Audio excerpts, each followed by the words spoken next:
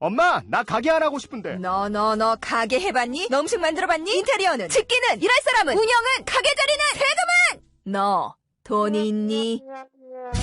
나는 요술램프 몬스터 셰프다. 네가 원하는 모든 것을 들어주마. 맛집의 맛을 똑같이 만들어줄 수 있어요? 맛뿐만 아니라 돈과 청음의 모든 비법을 알려주겠노라. 야하!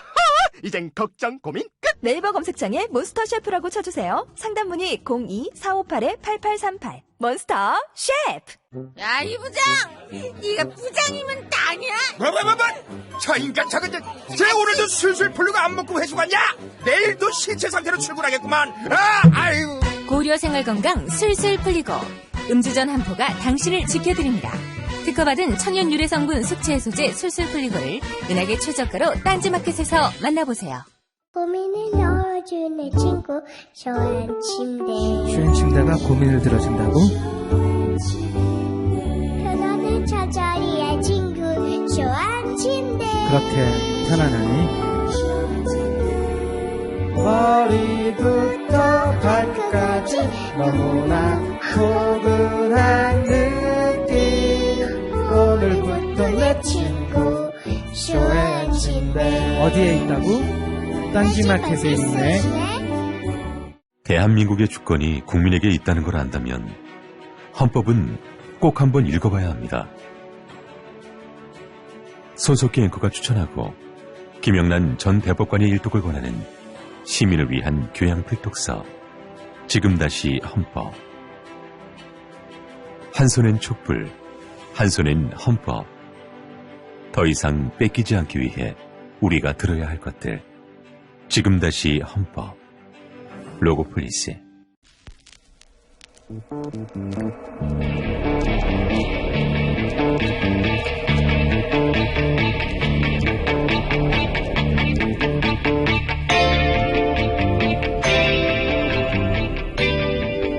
안녕하세요, 김어준입니다. 대통령이 인터넷 인터뷰를 하고 최순실이 고함 퍼포먼스를 하고 두 사람이 직접 뭔가를 합니다. 급하긴 급한가 봅니다. 그도 그럴 것이 법정에서는 청와대 수석, 비서관, 정부 차관을 지냈고 재단에서는 이사장, 부장, 과장을 지냈던 일이 그렇게 가장 가까운 거리에 있던 사람들이 이 사태가 대통령의 책임임을 폭로하고 있습니다. 아무도 대신 나서지 않는 거죠. 그래서 박근혜 대통령에게는 왜 장세동이 없느냐는 한탄이 나온다고 합니다.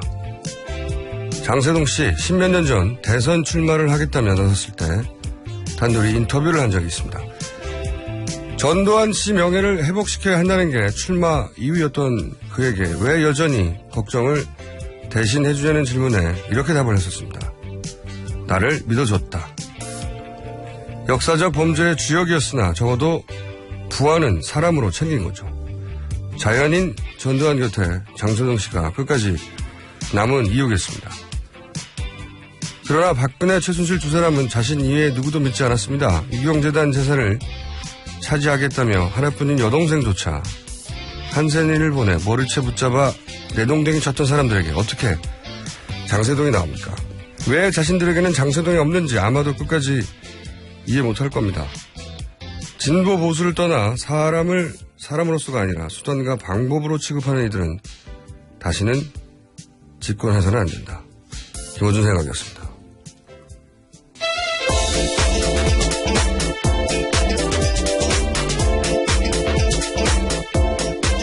자, 시사인의 김은지입니다. 네. 오늘은 설날 교통특집 방송이라고 합니다. 네, 뭐 특별한 내용이 있습니까? 저는 특집을 싫어요. 네. 왜냐하면은 매일매일 더 이상 할 수는 없다 하는 마지막 순간까지 저희는 최선을 다하기 때문에. 오, 멋있는 말씀을 또. 한 번도 오늘 이만큼만 하자 한 적이 없어요. 저희는 특집을 따로 할 이유가 없다. 네. 매번이 특집이다 뭐 이런 말씀이신 특집을 따로 거죠? 할 이유가 없는데 이 광고가 들어왔기 때문에 특집인 척하는 방송을 해야 하고 교통방송은 이런 날만 이렇게 광고를 따로 받을 수 있다고요. 아, 네. 네, 처음 알았는데 자, 그래서 김원중 기자가 설날 안 특집인데 특집인 척하는 방송. 네네. 먼저 광고를 읽어주세요. 예, 저도 나중에 광고를 읽어야 되는데. 예. 네, 김어준의 뉴스공장 설날교통 특집 방송은 동급에 없는 도심 연비 19.5의 압도적 기술 어코드 하이브리드, 내게 필요한 서민금융을 한자리에서 1397 서민금융통합지원센터, 깨끗해서 고맙삼다 우리나라 화산 안반수 제주 삼다수, 이번 설에도 온 가족과 함께라면 역시 우리 한우 조자금에서 함께 해주고 계십니다. 한우 자조금. 아, 죄송합니다. 한우 네. 자조금이요. 예. 네. 큰일 난답니다. 잘못. 아, 예. 네. 토시 하나 틀리지 말아달라는 제작진의 부탁을 받았는데요. 자, 다시 한번. 한 번 틀렸기 때문에 한우 자조금 한 번 더 얘기해 줍니다. 예. 네. 자, 특집 아닌데 특집인 척 하는 방송. 자, 첫 뉴스는 뭡니까? 네, 최근 열리는 탄핵 반대 집회도 돈을 주고 참가자를 동원한다라는 내부자의 증언을 JTBC가 보도했습니다. 한 친박단체 회장은 돈을 주고 참가자를 모으는 건 당연한 일이라면서 오리지널 박사모는 몇 명 없다. 2만 원 주면 다 온다. 이렇게 말을 했는데요. 심지어 노숙자 등을 동원할 때는 목욕을 하고 오면 5만 원. 그리고 날씨가 추워지면 6만 원. 젊은 여성이 유모차를 끌고 참석하면 15만 원을 준다. 이렇게까지 이야기했습니다. 아, 저는 5만 원 못 받겠네요. 목욕을 해도 티가 안 나는데 저는. 목욕했다고 주장해. 양심 고백을 하시는 건가요? 아, 티가 안 나요. 근데 최근에 이런 뉴스가 계속 쏟아지는데 어제는 그 시정연설 박수부대 얘기 나왔잖아요. 예. 대통령 시정연설을 하는데 박수부대는 정말 상상도 못했는데. 예, 국회에서 그렇게 박수를 치도록 했다라는 거죠. 그리고 또 국정교과서 찬성 서명도 동원했다는 보도가 있잖아요. 예, 그렇습니다. 예. 관제 서명까지 기획했다라는 건데요. 관제 서명도 처음 들어보고. 그리고 또 대법원 판결할 때 자신들이 원하는 방향으로 판결이 나오라고 대법원 앞에서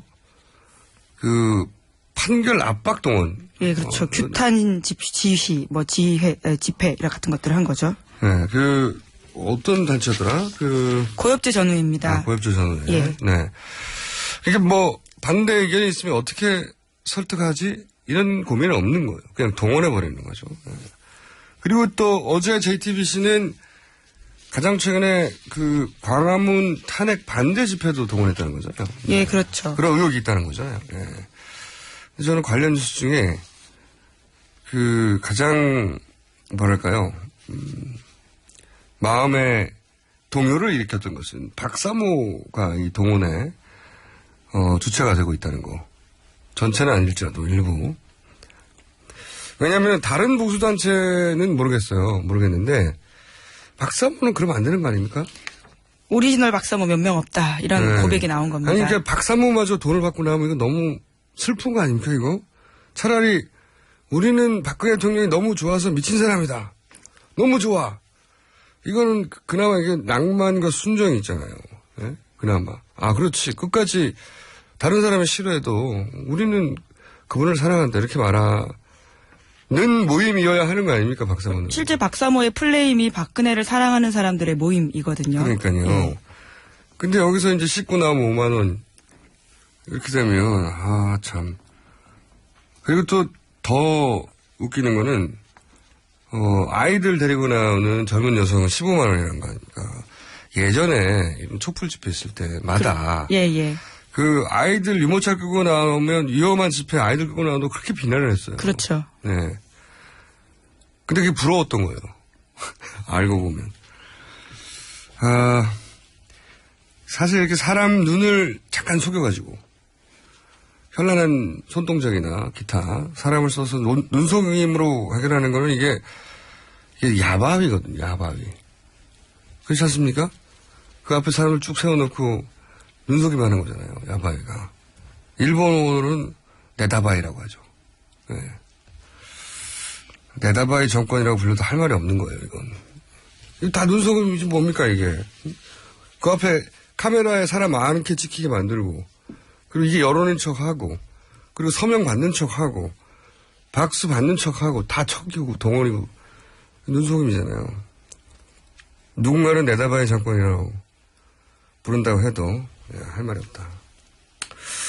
결국 이 끝은 누가 이 돈을 댔느냐로 이제 결론이 나겠죠. 근데 지금과 같은 추세로 모든 매체들이 이렇게 덤벼들면 돈이 어디서 나오는지 결국 나오지 않겠나.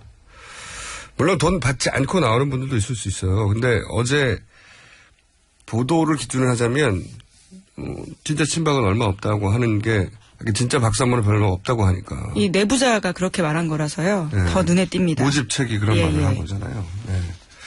돈을 어떻게 나눠준다고 보도가 됐어요? 네, 지방을 돌면서 사람을 우선 모아오고요. 그런 다음에 참가자가 대충 왔는지 멀리서 확인을 한다고 합니다. 그리고 나서는 본인들의 지시사항에 맞게 사람들이 왔다라고 확인이 되면 참가자에게 줄 돈을 차 안에서 이렇게 주고요. 그런 다음에 모집책은 수수료를 뗀 나머지를 약속에 따라서 참가자들에게 준다라는 겁니다. 이거는 사실 선거를 대규모 청중, 관중 동원으로 치렀던 시절이 있잖아요. 과거에. 예. 요즘은 이제 그런 대규모 집회가 5개 집회가 별로 없는데 그 시절부터 있긴 있었던 거예요. 제가 벌써 20년도 넘었네요. 이런 동원책 관련해서 아주 집중 취재, 밀착 취재를 해본 적이 있어요. 근데 똑같은 구조인데 그 사람들 책이라고 부른다. 책. 자기들끼리는. 동원하는 사람들. 근데 이거 다단계거든요. 완벽한. 예를 들어서 한 사람을 동원하는데 맨 끝에 지금 2만 원 받는다고 하잖아요. 네. 뭐 3만 원 이렇게 나오는데 그 한 사람을 동원할 때 예를 들어서 맨 위에서 책정되는 돈은 10만 원이에요. 떼이고. 예. 근데 10만 원, 예를 들자면 10만 원. 10만 원인데 그 가장 상위에 있는 사람이 10사람 모은다고 쳐봐요. 그리고 그럼 100명, 10사람이 되면 그 다음 단계가 10사람 모으면 100명이죠. 그 다음 단계가 10사람 모으면 1000명이잖아요. 그렇죠? 근데 맨 처음 단계에서 10만 원을 받아가지고 그 다음 10명한테 7만 원씩 주는 거예요. 예를 들어서. 그 다음 단계 5만 원씩 주고 그 다음 단계 3만 원씩 주고 이런 식인데 그렇게 따져보면 이 맨 상위에 있는 사람은 자기는 10명밖에 모으지 않았음에도 불구하고 끝에는 1000명이니까 1000명 곱하기 그 7만 원씩 빠졌잖아요. 3천만 원인 거예요. 네. 예를 들자면.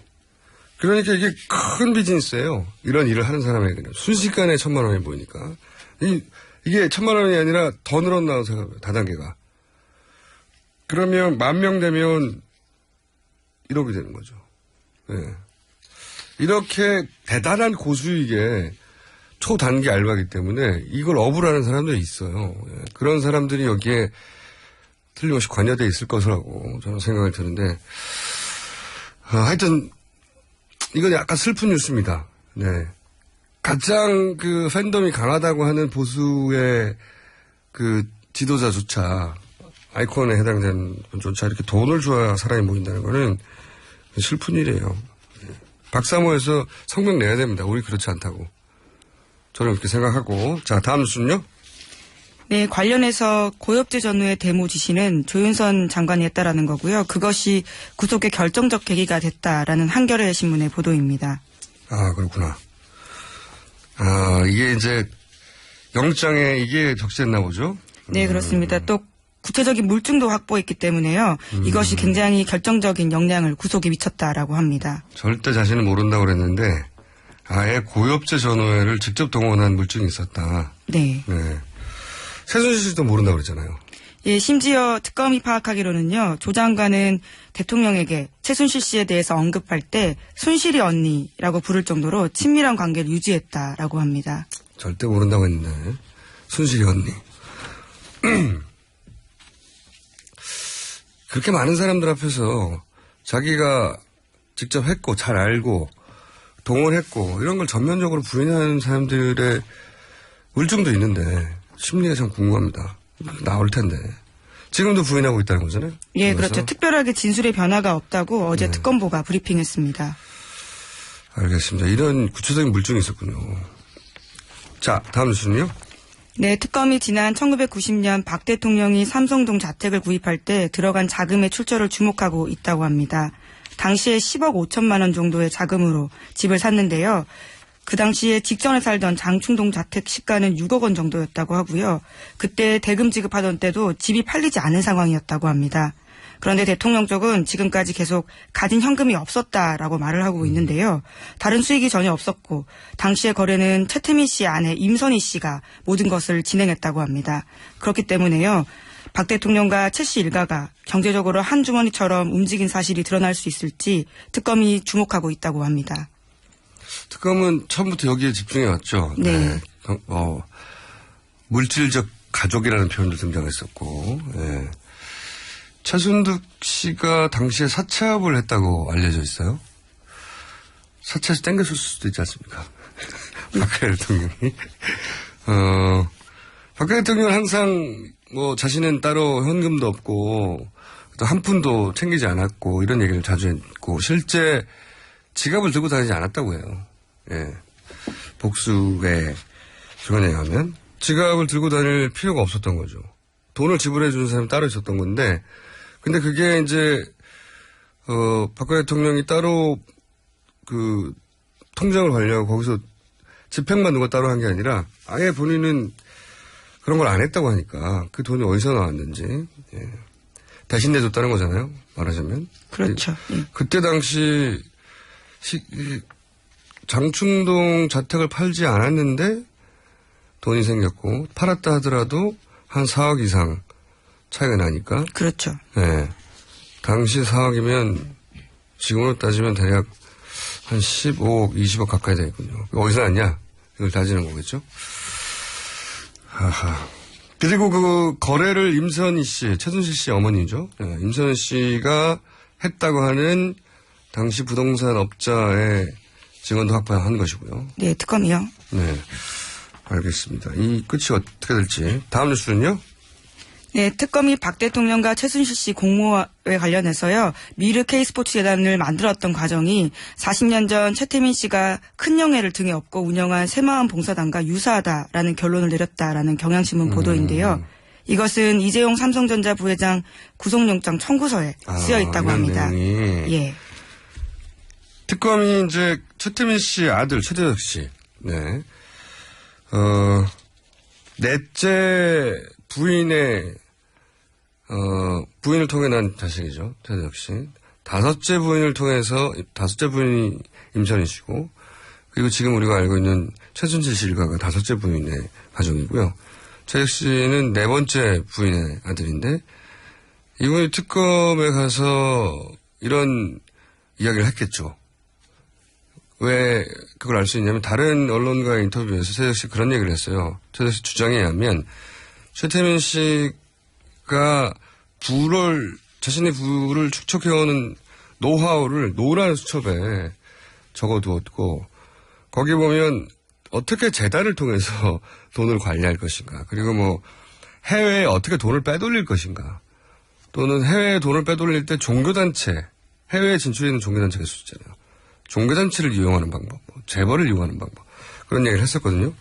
지금 생각해보면 재단을 운영한다든지, 지금 이제 독일로 돈 상당한 비자금을 유출했을 거라는 의혹을 받고 있잖아요. 네네. 이게 당시 최순실 씨가 이런 노하우가 있을 수 없는 나이인데, 그 아버지의 노하우 수첩 빽빽하게 적혔었다고 해요. 최태민 씨가 박정희 대통령과의 관계를 통해 가지고 재벌이라든가 이런 봉사단이라든가 통해 가지고 노하우를 빽빽하게 적었다고 했거든요.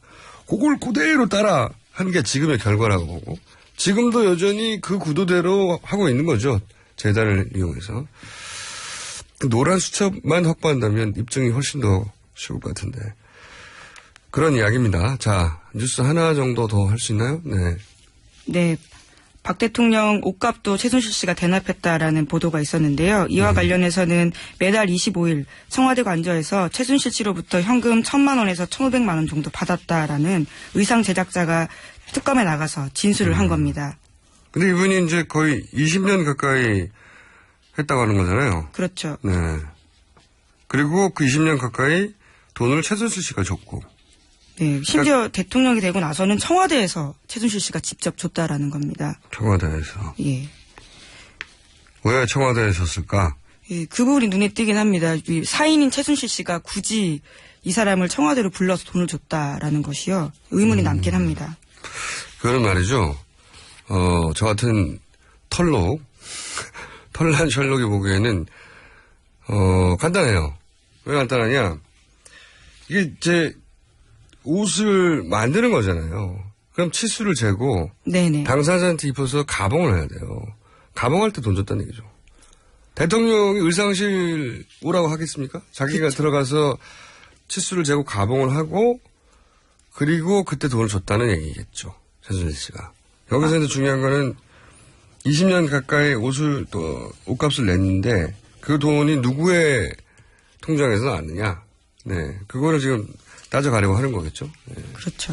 근데 현금이 없다는 얘기를 끊임없이 해왔으니까 20년이면 이게 꽤 되겠네요, 이것도. 네, 한 해에만 대충 1억 정도라고 계산을 해보더라도요. 네. 예, 20억 원 가까이 혹은 넘는 돈이 되는 거죠. 오랜 시간이죠. 예. 이게 옷을 따로 만드는 거니까 한 벌당 최소 100만 원 이상 할 테니까요.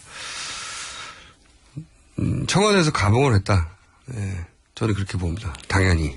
예, 저도 의상 관련된 제작자들한테 들은 이야기인데 대통령은 옷 미리가 조금이라도 차이가 나면 굉장히 예민해서 그것에 대해서는 다시 해달라는 식으로 이야기를 한다고 합니다. 그러면 더더군다나 입어봐야 알죠. 예. 입어봐야 알고 옷이라는 게 조그만 곡선의 차이가 있어도 예. 그 굉장히 차이가 예민하다라는 이야기를 들었습니다. 가봉하고 돈을 줬겠네요. 자, 저희가 한 가지 정도 뉴스를 더 할 수 있을 것 같은데? 네네. 어제 이영재 변호사가요, 최순실 씨가 강압수사 당했다라는 주장의 기자회견을 하면서 언제든지 제3기관에 의해서 조사받겠다라는 이야기도 했습니다. 그게 어제는 화제가 됐었죠. 예, 특검도. 근데 이게 진짜 목적이 드러나는 거죠. 최순실 씨가 그렇게 소리친다고 사람들이 최순실 씨 말을 듣고 이해해 줄 거라고 생각하고 그 말을 시킨 건 아닐 거라고 봐요, 저는. 최순실 씨를 어떻게 하면 화면에 노출 안 시킬까, 저쪽에서는 고민이 나왔었잖아요. 그러니까 목적은 이거였던 거예요. 제3기관에 가서 조사받자. 이거 시간을 끄는 거죠, 또. 예. 이것도 또 다른 시간을 끄는 목적이었던 거다. 그리고 이제 39명, 갑자기 증인들 헌재에서 부른 것도 시간 지연 전술이라고 했는데, 그래서 사람들이 걱정이 참 많습니다. 이렇게 시간을 지연시키는 것이, 그리고 또 한 가지 나온 게, 변호인단이 일시에 사퇴할 수 있다. 예, 그럴 가능성을 내비쳤죠. 네, 일반인들은 상상할 수 없는 방식인데, 그렇게 되면 변호인 없으면 재판 못하는 거 아니냐, 지연되는 거 아니냐, 이런 걱정이 많아요. 그래서 저희가 여기서 잠시 미니 인터뷰를 하나 준비했습니다. 대통령, 변호인단이 총사퇴하면 어떻게 될까? 경희대 법학전문대학원의 정태호 교수님 전화 연결됐습니다. 안녕하세요, 교수님. 예, 안녕하십니까. 네. 경희대 정태호입니다. 예. 바로 여쭤보겠습니다. 네. 만약에 전원 사퇴한다. 뭐 일반인들은 이게 어떻게 될지 모르겠는데, 헌재 판결이 밀리거나 합니까, 그러면? 제 생각에는 별로 영향이 없을 겁니다. 왜 그런가요? 무엇보다도 헌재는 이미 이 사건에 대한 심리가 충분히 진행됐다고 판단하고 있는 것 같아요. 다만, 이 대통령 측에서 계속 증거 신청을 한다든가, 이걸 다 받아주지 않는다면, 재판 절차를 불공정하게 진행한다는 외관을 형성할 수 있기 때문에 최대한 이 신청을 합리적인 선에서 이제 받아주고 있는 것 같고요.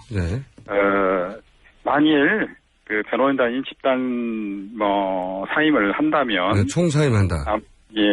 아마도 이 헌재는 그것을 방어권의 포기 내지는 방어권의 남용으로 평가를 하고, 아마 대통령 본인이나 그 대리인이 없는 상태로 심리를 진행을 할 겁니다. 근데, 언론에 이제 이런 뉴스가 나왔을 때 초반부 해설은, 생소한 용어인데 변호사 강제주의 해서, 이렇게 재판을 받을 때는 반드시 변호인의 조력을 받아야 된다는 식으로 규정되어 있기 때문에 변호사가 없으면 하다못해 국선 변호사라도 선정해야 되니까 국선 변호사 선정하면 또 시간이 걸릴 것이고 또 국선 변호사 선정되고 나면 그 재판 기록 보느라고 수만 페이지 또 시간이 걸릴 것이고 그럼 또 2, 3주 지나가는 거 아니냐 이렇게 걱정했거든요. 그렇지 않다는 말씀이신가요? 예, 그렇죠. 일단 헌법재판소법 52조를 보면은 52조. 예. 이 탄핵 심판 절차는 당사자가 출석하지 않으면 당사자 없이도 진행을 할 수 있게 돼 있습니다. 아까 헌법재판소는 벌속 재판이 가능한 거예요. 벌속 재판이. 예, 그래서 변호인단의 집단 사임은 뭘 의미하느냐. 네. 예, 이걸 아마 초기 단계에서 그렇게 했으면 아마 이 사건에 대한 심리가 충분히 진행되지 않았기 때문에 아하. 헌재가 아마 기다려 줄 겁니다. 네네. 그렇지만 지금은 이미 사건 심리가 충분히 진행이 됐고 네. 그 집단 사태의 이유가 네. 이 심판 절차 진행의 속도를 네. 떨어뜨리려는 네. 그래서 이 결론이 빨리 나오는 걸 막으려는 그것을 목표로 하고 있기 때문에 이거는 이제 방어권의 남용이거든요. 그러니까 이 더 이상 그 헌재가 이 변호인단에 아마 끌려다니지 않을 겁니다. 그러니까 지연시키려는 목적이 분명하면 이 조항이 애초에 목적한 바하고는 전혀 다른 목적으로 악용하는 거기 때문에 헌재에서는 이게 포기하는 거다. 방어권을. 그렇죠. 방어권 포기하는 걸로 이제 해석을 하겠죠. 예. 그리고 이 무엇보다도 네. 이 변호사 강제주의의 의미에 대해서 네. 이 오해가 있는 것 같습니다. 그거는 먼저 이제 그 변호사 강제주의가 탄핵 심판 절차에 적용되는지도 이제 그 학설상 다툼이 있고요. 네. 적용되려면은 대통령을 사인으로 봐야 되거든요. 사인으로. 아하. 예, 사인으로 봐야 되는데 과연 탄핵 심판 절차에서 이 대통령을 사인으로 볼 수 있는지도 의문이거든요. 설사 사인으로 볼 수 있다고 하더라도 네. 그거는 이 대통령이 이 방어권을 행사할 때 따라서 헌법재판소에서 소송 행위를 할 때, 그건 현 대통령이 변호사 자격이 없으니까 변호사 자격 있는 자를 대리인으로 선임해서 그를 통해서 소송 행위를 하라 이런 취지란 말이에요. 그런데 지금 변호인단의 집단 사태라든가 그것은 뭘 의미하느냐면 방어권의 포기를 의미한다. 방어권의 남용 내지는 포기를 의미하기 때문에 변호인단이 없다고 해서 국선 변호인을 붙여준다든가 그래야 될 필요가 없는 거죠. 그렇군요. 방어권을 보장해주라고 있는 거지 방어권을 아예 포기했는데 그것까지 챙겨주라는 건 아니라는 거군요. 말하자면. 그렇죠. 더군다나 지금 관건은 이미 충분한 심리가 이루어졌다. 더 이상 이 사건의 실체를 밝히기 위해서 이 증거 조사를 해야 된다든가 그럴 필요가 없는 단계까지 와 있다는 거죠. 그럼 교수님 보시기에는 결국 3월 13일 이전에 이루어져야 한다고 하는 어떤 그 법조계의 컨센서스에서 보자면 그 이전에 이루어지는 건 큰 문제가 없다고 보시는 거죠. 한마디로 결론적으로. 그렇죠. 예. 이미 그 박한철 헌법재판소장께서 3월 13일 이전에 결론을 내야 된다. 이렇게 공언한 것은 그간의 심리로 사건에 대한 결론을 내릴 수 있을 만큼 심리가 충분히 이루어졌다. 이렇게 내부적으로 판단을 하고 있다고 보여집니다. 알겠습니다. 오늘 말씀 감사합니다. 예, 감사합니다. 네, 지금까지 경희대 법학전문대학원의 정태호 교수님이었습니다. 자, 여기서 인사해야 될 것 같아요. 네, 사인 김은지였습니다. 감사합니다. 네. 여성 여러분, 골반이 삐딱하면 허리가 아파요. 아랫배가 나와요. 골반이 바로 서야 건강도 아름다움도 바로 섭니다. 바디로직을 입으세요. 토크밴드의 입체적인 탄력이 틀어진 골반을 바로잡습니다. 간편하고 확실한 골반 교정 타이즈 바디로직. 삐딱한 남성 골반에도 역시 바디로직. 바디로직의 효과를 못 느끼셨다면 100% 환불해드립니다. 자세한 환불 조건은 홈페이지를 참조하세요. 굶고 뛰고 땀 빼고 다 해봤다. 그래봐야 소용없었다. 다이어트는 결국 먹는 게 문제다! 동결건조 채소와 곡물, 단백질, 그리고 효소와 비타민, 미네랄로 만든 다이어트 전용 그린 스무디로 하루 한두 끼만 바꿔 드세요. 검색창에서 비타샵을 검색해주세요. 아무도 묻지도 따지지도 않고 가입하셨다고요? 보험은 너무 어려워요. 걱정 마십시오. 마이보험 체크가 도와드립니다. 1800-7917 마이보험 체크로 지금 전화 주세요. 1800-7917 이미 가입한 보험이나 신규 보험도 가장 좋은 조건을 체크해서 찾아드립니다. 인터넷 한글 주소 마이보험.com 또는 카카오톡에서 아이디 검색 마이보험을 친구 추가하여 상담하실 수 있습니다.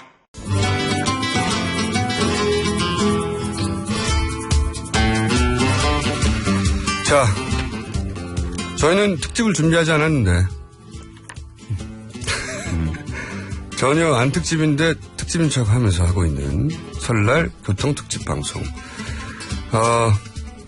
50원의 유료 문자 샵 0951 문자를 보내주시면 상품을 드리는 코너가 강제로 준비되었어요. 강제로. 네.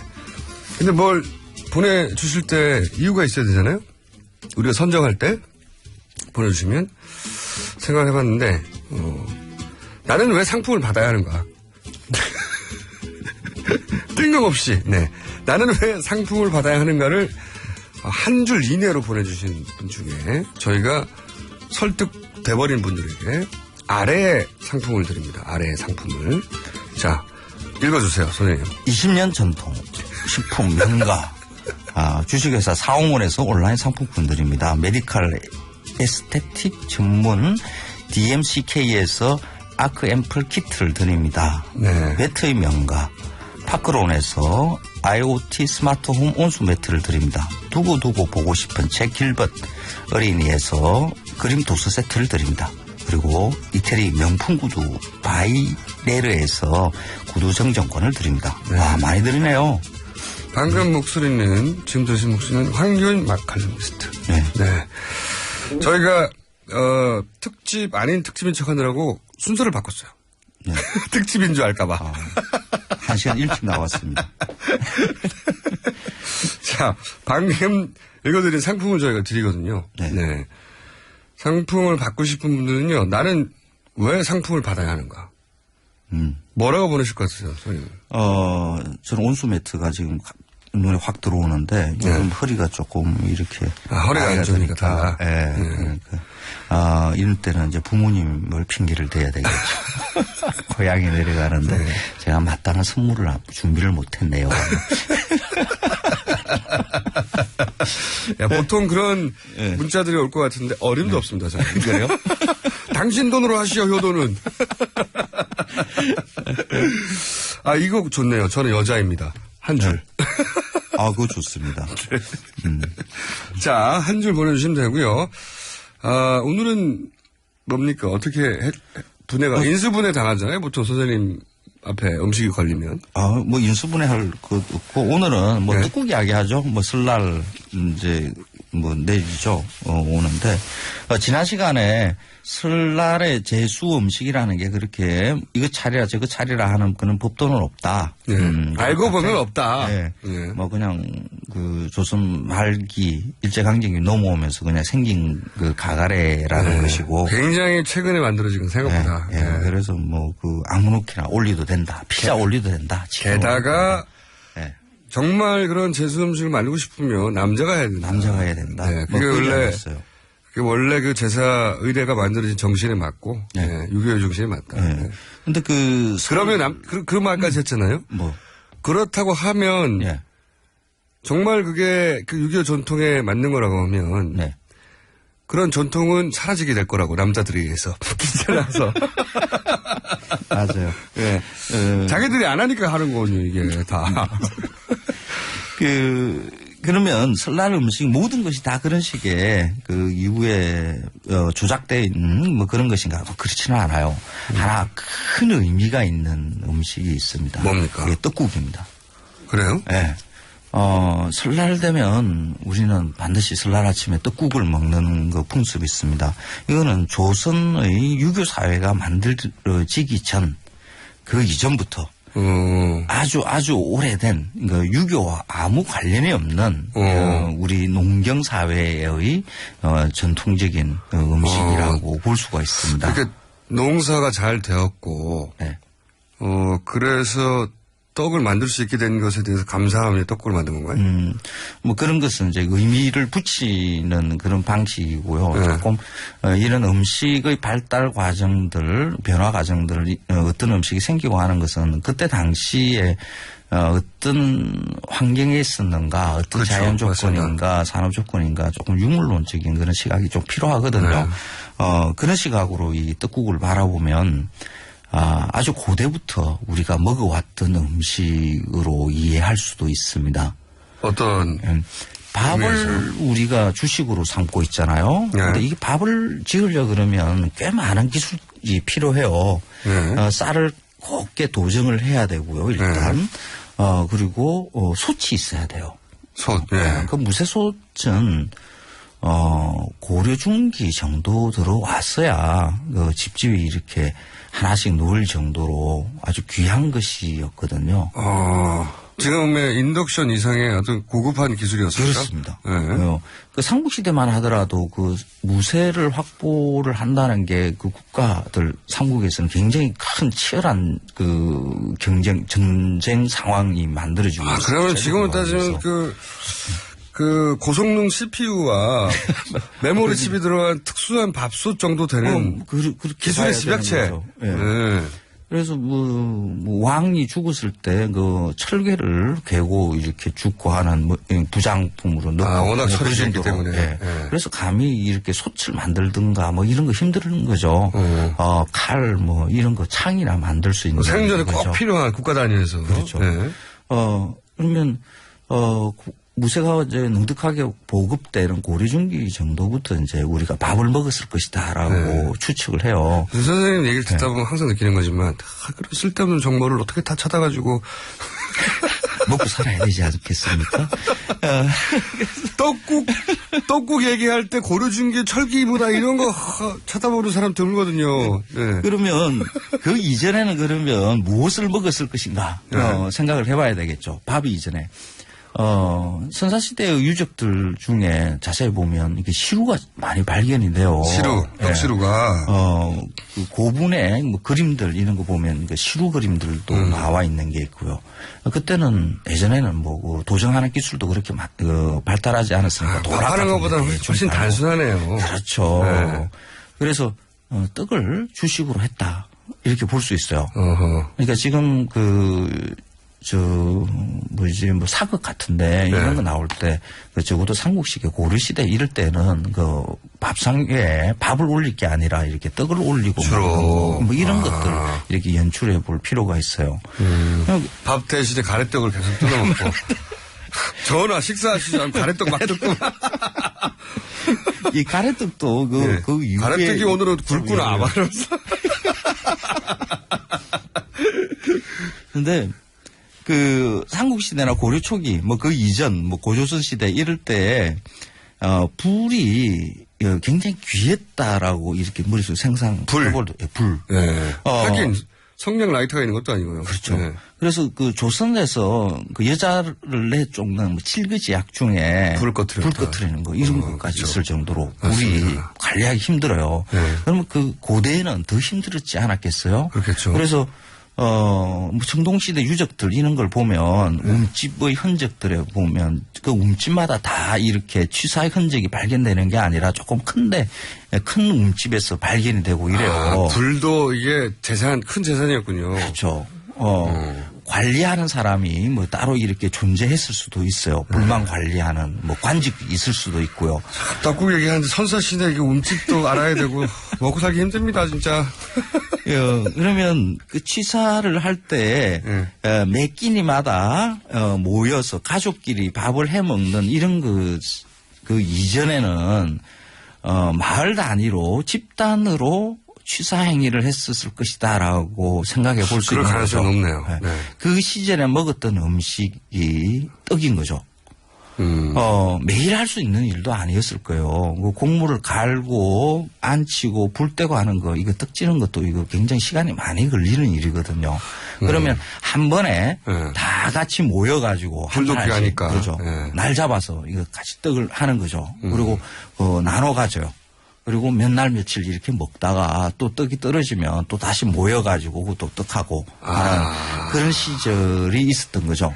그런데 떡을 해놓으면 뭐 쉽게 상하지는 않는데 실은 같은 데 올려놓으면 한 일주일씩 가고 이러거든요. 그러니까 바짝 마르면 몇 달도 갑니다. 그렇죠. 바짝 마른 떡은 이거 먹기가 굉장히 불편하지 않겠어요? 그러니까 물에 넣어가지고. 물에 넣는 거죠. 그래서 떡국이 나왔다. 떡은 그냥 먹는 이거 어디 건데 책에 나온 거 아니죠? 없습니다. 혼자 막 생각하고. 그렇죠. 떡국 설명해야 되는데 남들과는 다르게 어떻게 해야지 내가 계속 이 밥그릇을 지키는가. 음식 문화에 대한 이해는 사실 음식에 대한 기록들이 그렇게 많이 남아있지 않고 유물로 존재하는 것도 다 이리 썩고 없어지니까 잘 모르거든요. 음식의 기원 책 한번 써보세요. 굉장히 재밌네, 이거. 재밌죠. 예. 그래서 잘 팔 것 같진 않아요. 근데 재밌긴 하네요. 주변의 상황들을 그때의 것을 보고 이렇게 추측하는 거죠. 이런 것을 인문학적 상상이라고 그렇죠. 하는데 맞습니다. 이런 인문학적 상상을 하다 보면 이제 주변의 걸 많은 것을 공부하게 되고 좀 재미있는 이야기도 만들어지고 하는 거죠. 아니 그러니까 떡국이 언제 생겼을까 이렇게 생각하다가 보통 매년 설날은 돌아오니까요. 그러면은 사람들이 자꾸 묻게 될 것이고 그러면 당대 음식 평론가로서 그 정도는 내가 알아야 되지 않겠냐 하면서 역사책을 뒤져보기 시작하고. 그렇죠. 예. 쓸데없는 정보도 막 돌아가고 머릿속에. 정말 쓸모있는 지식이죠. 아니 굉장히 재밌는 상상입니다 이거. 그랬을 것 같습니다. 그렇죠. 네. 그러니까 설날의 차례라는 것은 그러니까 유교가 들어오기 이전부터 새해 맞이를 하는 그러니까 춘절의 의미니까 농사를 시작하기 전에 조상들한테 한번 예의를 표하는 그런 행사인 거죠. 그러면 우리가 조상이 먹었을 것이라고 생각되는 음식들을 예전부터 이렇게 올렸던 것이 이렇게 내려오지 않겠습니까? 떡국은 반드시 들어가야 되네요. 이게. 그렇죠. 딴 건 몰라서. 그래서 떡국 피자 이렇게.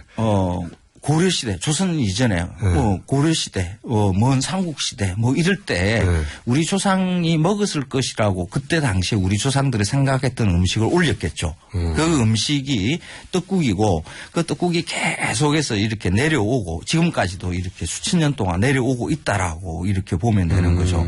근데 이런 제 생각이, 아주 흥무맹랑한 게 아니라. 그렇습니다. 원래 떡이라는 것은 그냥 먹는 것인데 물에 담궈서 먹는 애는 그렇게 많지 않거든요.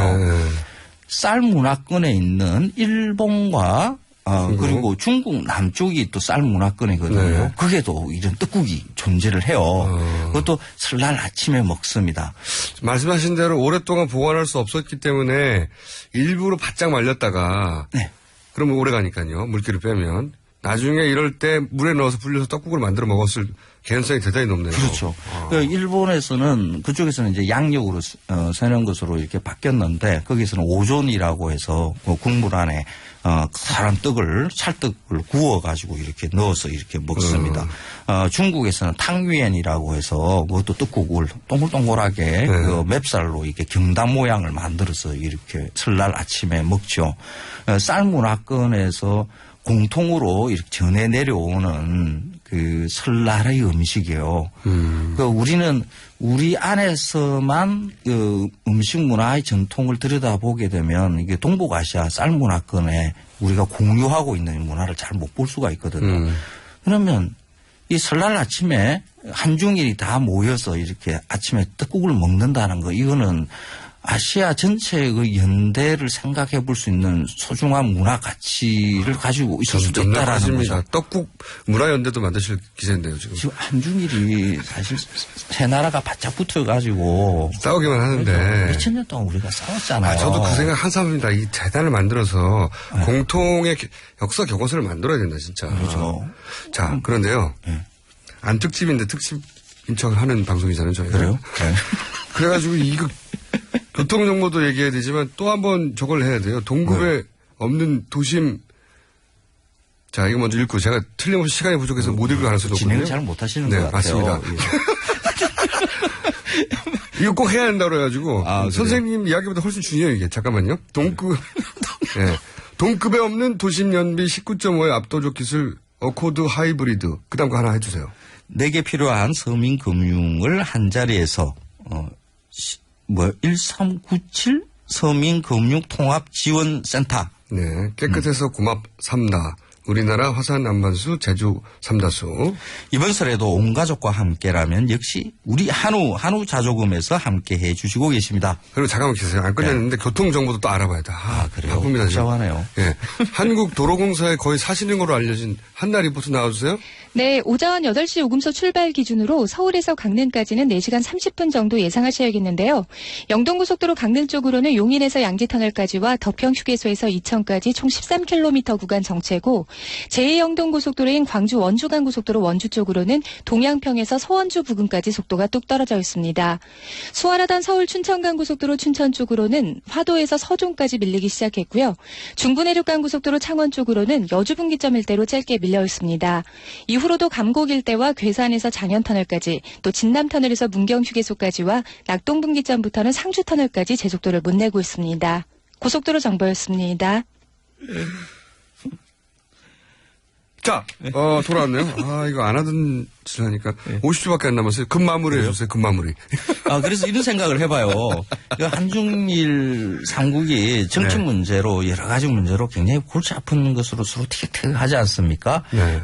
이럴 때는 모여 앉아서 이렇게 밥 나눠 먹으면서 서로 마음 터놓는 이런 자리도 사실 우리한테 필요하거든요. 한중일 삼국 정상이 떡국 먹으면서 역사적 갈등 좀 풀어봐라. 그렇죠. 네. 신년 아침에 매년 모여서 떡국 먹으면서 올해 신년 덕담도 하고 올해 한번 잘 지내자. 그럴 때 반드시 나를 불러라. 그렇죠. 그러면서 제가 이 떡국의 유래, 삼국의 떡국의 유래를 이야기를 하면서 우리 옛날 먼 조상에서는 서로 너나 없이 잘 지내는 그런 시절이 있었다. 삼국 정상한테 이런 역사 강의를 해줄 본인의 신분 상승을 꿈꾸는 코너였습니다, 오늘. 지금까지 고맙습니다. 황교익 마카로니스트였습니다. 예, 감사합니다. 새해 복 많이 받으십시오.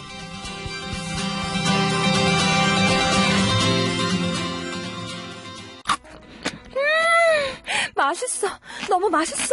와, 아삭거리는 소리 들려? 와, 진짜 맛있다. 이 김치 어디에서 샀어? 김치 어디서 샀냐면 화 뭐? 무슨 김치라고? 그러니까 어디 김치냐면 바로 뜸들이지 말고 빨리. 도대체 어디 김치야? 화통김치. 화통김치라고.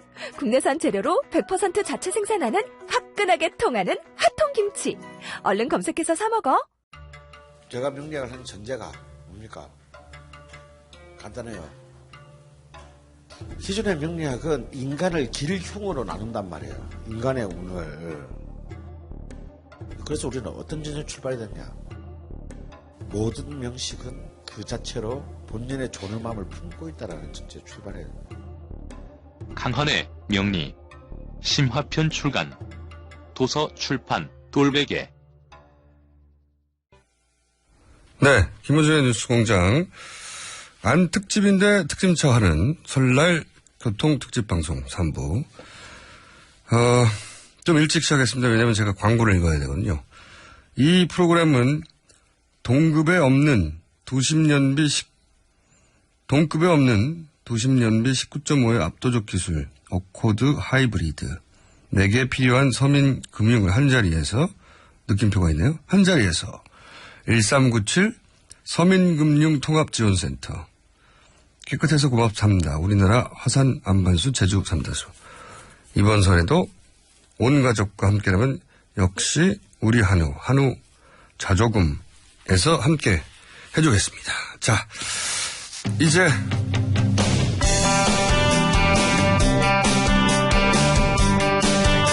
다시 뉴스공장으로 설을 맞이해서 특집 코너를 따로 준비하겠다는 의지가 특별히 있지는 않았습니다, 저희가. 하지만 특집스러운 인터뷰가 준비되어 있습니다. 영국 캠브리지 대학의 장하준 교수 연결되어 있습니다. 오랜만입니다, 교수님. 예, 안녕하십니까. 네, 안녕하세요. 그들이 말하지 않은 23가지, 제가 기억하기에는 2010년에 경제소는 드물게 베스트셀러 1위를 했었습니다. 그죠? 예. 그 이후 7년간 1위가 없으세요. 아니, 뭐, 1등 하려고 책 쓰는 거 아닙니다. 네. 이제 베스트셀러 나올 때가 됐는데 소식이 없어서 저희가 먼저 연락을 드린 겁니다. 다음 예. 베스트셀러는 저희 뉴스 공장의 힘으로 만들어 드리겠습니다. 네. 감사합니다. 네. 그런데 교수님 이름을 필요로 하는 분들이 요즘 좀 있는 것 같아요. 반기문 전 총장도 교수님 영입한다는 계획이 있다는 언론 보도도 있고 하는데 혹시 연락 온 적 있나요? 아니요, 전혀 없습니다. 예. 연락이 없었어요? 예, 아니, 그리고 저는 뭐, 경제 정책에 대한 얘기는 많이 하지만 제가 뭐 현실 정치에 참여하겠다는 생각은 전혀 없기 때문에요. 거절을 한 게 아니라 연락 주시더라도. 거절을 한 게 아니라 연락 자체가 없었다? 예. 예. 근데 선거 때만 되면 한 어떤 분이 번씩. 연락 주시더라도 안 할 겁니다. 예. 아, 그래요? 예. 예. 누가 어떤 조건으로 연락을 하더라도 안 한다는 말씀이신 거죠? 예. 저는 뭐 공부하는 사람이지, 정치나 정책하는 사람이 아니기 때문에, 예. 예를 들어서 다음 책 베스트셀러 1호를 만들어주겠다, 이런 제안이 와도. 아니, 그래도 아니죠. 알겠습니다. 자, 사다리 걷어차기, 이게 큰 센세이션을 일으켰습니다. 이게 벌써 14년 전인데, 예, 제가 좀 무식하게 정리를 해보면, 당시 내용이 뭐냐면, 선진국들이 자기들끼리는 부자가 되려고 보호무역을 했는데, 후발주자들이 그러려고 하면, 계속 가난한 상태로 자기들 시장 역할이나 하면서 사다리를 걷어찬다. 이런 내용이지 않습니까? 그렇죠. 예. 요약하면. 예. 근데 이제, 미국의 트럼프가 등장하면서 다시 강력한 보호무역을 들고 나왔어요. 그래서 제가 여쭤보고 싶은 게, 이제 미국은 어떻게 되고, 그러면 세계 경제는 어떤 영향을 받냐. 이 얘기부터 좀 들어보고 싶습니다. 예. 그렇죠. 예. 근데 미국 이제 트럼프 대통령이 뭐 온갖 얘기를 다 하죠. 무슨 뭐 중국을 통화 조작국으로 규정해서 뭐 35% 관세를 매기겠다. 멕시코하고 뭐 국경에 담싸야 되니까 뭐 멕시코 제품에 20% 관세 내리겠다 하는데, 이제 그런 것들이 뭐, 미국이 세계 무역기구 회원에다가 뭐 멕시코하고는 나프타 조약도 있고 해가지고, 이렇게 쉽게 할 수는 없어요. 그리고 무엇보다도 중요한 게, 지금 미국 경제 구조가 대부분의 자기들 소비 제품을 외국에서 만들어서 수입을 하잖아요. 그래서 뭐 아이폰이나 무슨 뭐 나이키 신발 뭐 이런 것들은 중국에서 만들어 오고 자동차 같은 거는 멕시코에서 많이 만들어 오는데 그거를 그런 식으로 관세를 매기겠다고 하면 미국 기업들부터 우선 손살에 칠 거고 미국 소비자들도 갑자기 뭐 아이폰 가격이 30% 뛴다 이러면 가만히 있겠습니까? 그래서 제가 보기에는 물론 보호무역주의적인 방향으로 가긴 가겠지만 그렇게 트럼프 대통령이 말하는 것처럼 손쉽게 할 수 있는 일들 아니에요. 이게 일종의 프로파간다지 실제 말하는 만큼 그만큼의 큰 변화는 없을 거다고 보시는 거군요. 예, 저는 그렇게 생각합니다. 그렇다 하더라도 우리나라에는 미국에 대한 의존도가 높으니까 영향이 있지는 않을까요?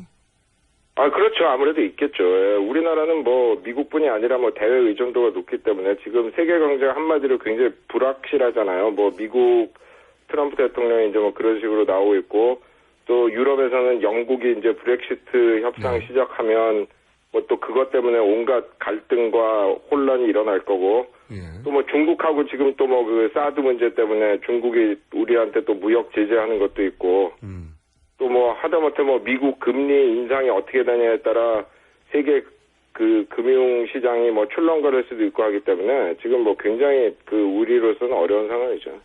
그렇죠. 그런데 우리 경제가 그런 대응을 해나가야 하는데 이미 사실 상당히 허약하다 이런 분석이 많아요. 그래서 그렇죠. 예, 얼마나 허약한지 이제 정부 발표하고 민간의 분석이 굉장히 차이가 나거든요. 근데 밖에서 보시기에 우리 경제가 지금 어떤 정도로 안 좋은 건지 제가 이제 경제 바보거든요. 좀 쉽게 이 정도로 안 좋다 좀 설명해 주십시오.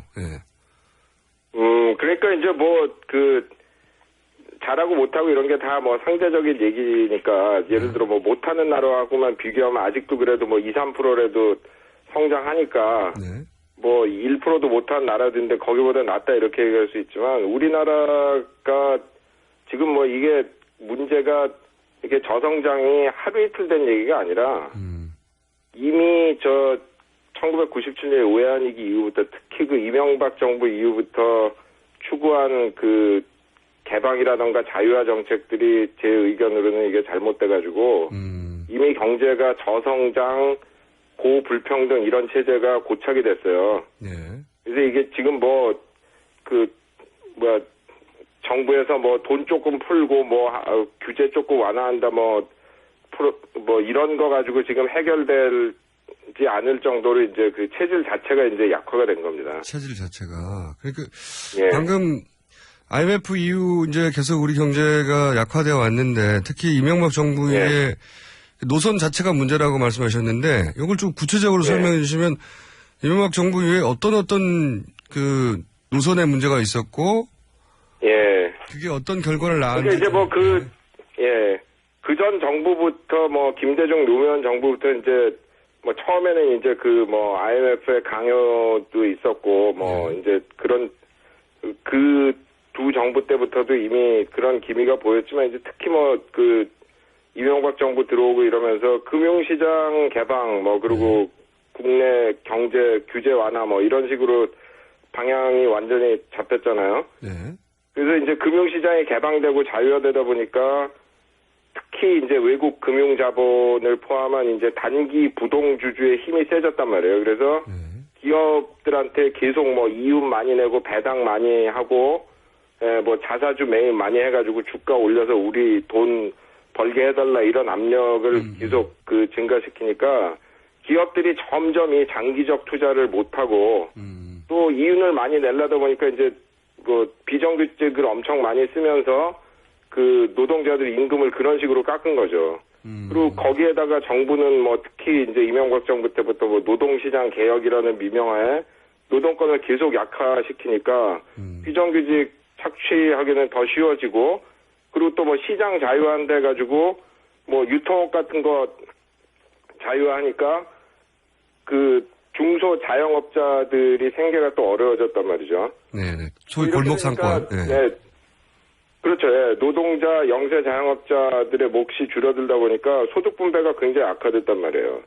그리고 또 이런 상대적인 저소득층들이 소비 성향, 그러니까 자기 번 돈에서 어느 만큼 어떤 비율을 소비하느냐 이런 게 소득이 낮은 사람들이 상대적으로 높은데 이제 그런 사람들은 자꾸 돈이 없어지고 위에 절대액으로는 훨씬 많이 쓰지만 비율로 보면은 돈을 많이 안 쓰는 고소득층이 자꾸 돈을 많이 가져가니까 수요도 또 자꾸 줄어든단 말이에요. 그러니까 기업은 또 그렇게 되니까 자꾸 팔 때도 줄어들고 그래서 그렇지 않아도 이제 투자 둔화라든가 이런 걸로 악화돼가는 성장이 더 감속되는 이제 악순환이 시작되는 거죠. 아하. 좀 단순화시켜서 제가 이해한 대로 말씀드리면 만나 좀 봐주세요. 그러니까 해외 자본에다가 시장을 활짝 열어주니까 그들 입장에서야 단기간의 이익을 보는 게 목적이고 그러다 보니까 대기업들도 단기간에 이익에 집중하고 노동자 권리는 약화되고 그리고 그러다 보니까 돈을 쓸 소비자는 줄어들고 그렇죠. 그리고 대기업들은 그러니까 더더욱 돈을 그냥 쌓아놓고 재투자는 안 하고 그래서 이게 경제가 선순환되지 않고 만성적으로 활력을 잃어간다 이런 얘기죠. 그렇습니다. 그리고 이제 그 과정에서 또 불평등은 늘어나고 우리나라 지금 자살률이 세계 1위 아닙니까? 정말 창피한 통계거든요. 얼마나 사람들이 살기가 힘들면.